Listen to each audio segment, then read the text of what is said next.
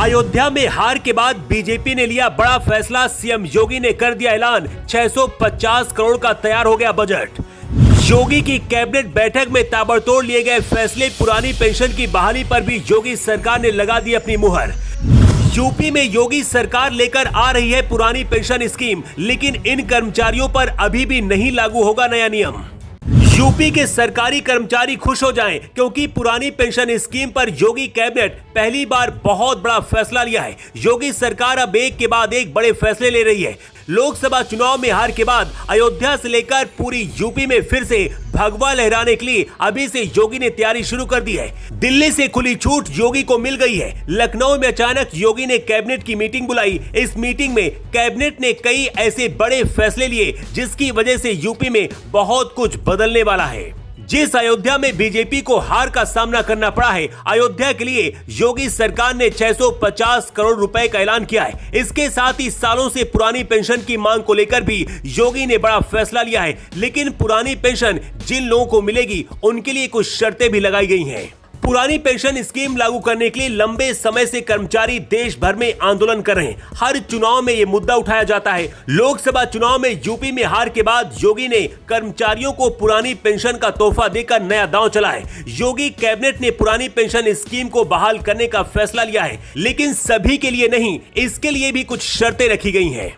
योगी सरकार ने कुछ शर्तों के साथ कर्मचारियों की मांगों को मान लिया है। योगी सरकार के मुताबिक 28 मार्च 2005 से पहले तक जिन नौकरियों या फिर भर्तियों का विज्ञापन जारी किया गया था और उन भर्तियों की प्रक्रिया पूरी हो गई थी, उन्हें पुरानी पेंशन स्कीम का फायदा दिया जाएगा। इसके साथ ही 28 मार्च 2005 से लेकर उसके बाद सूबे में ज्वाइन करने वाले सभी राज्यकर्मी न्यू पेंशन स्कीम यानी कि एनपीएस के ही दायरे में रहेंगे। उन्हें ओल्ड पेंशन स्कीम यानी कि ओपीएस का कोई लाभ नहीं मिलेगा। 2004 के बाद से नई पेंशन स्कीम पूरे देश भर में लागू है। कुछ राज्यों ने ही पुरानी पेंशन को वापस लौटाने की प्रक्रिया शुरू की है।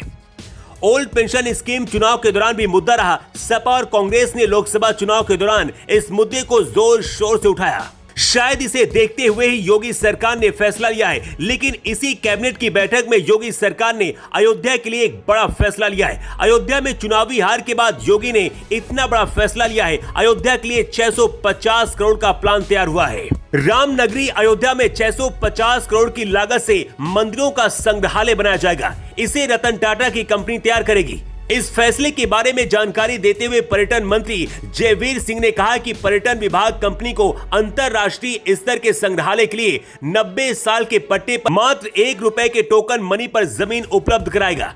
इसके साथ ही अयोध्या के विकास के लिए अलग से 100 करोड़ खर्च किए जाएंगे। इसका ज्यादातर पैसा उन लोगों के लिए खर्च होगा जो गरीब और वंचित लोग हैं। जो अयोध्या में हुए विकास के नुकसान से परेशान हुए, उनकी मदद की जाएगी। अयोध्या में मंदिर संग्रहालय बनाने को लेकर टाटा कंपनी 650 करोड़ रुपए की लागत से मंदिर संग्रहालय का निर्माण कराएगी। इसके अलावा 100 करोड़ रुपए अन्य काम के लिए खर्च होंगे। संग्रहालय बनाने के लिए पर्यटन विभाग अयोध्या में जमीन देगा। योगी सरकार देश भर के मंदिरों की गौरव गाथा को प्रदर्शित करने वाला विशाल संग्रहालय का निर्माण अब धर्म नगरी अयोध्या में कराने जा रही है। सरयू किनारे लगभग 50 करोड़ जमीन मंदिर संग्रहालय के लिए दी जाएगी।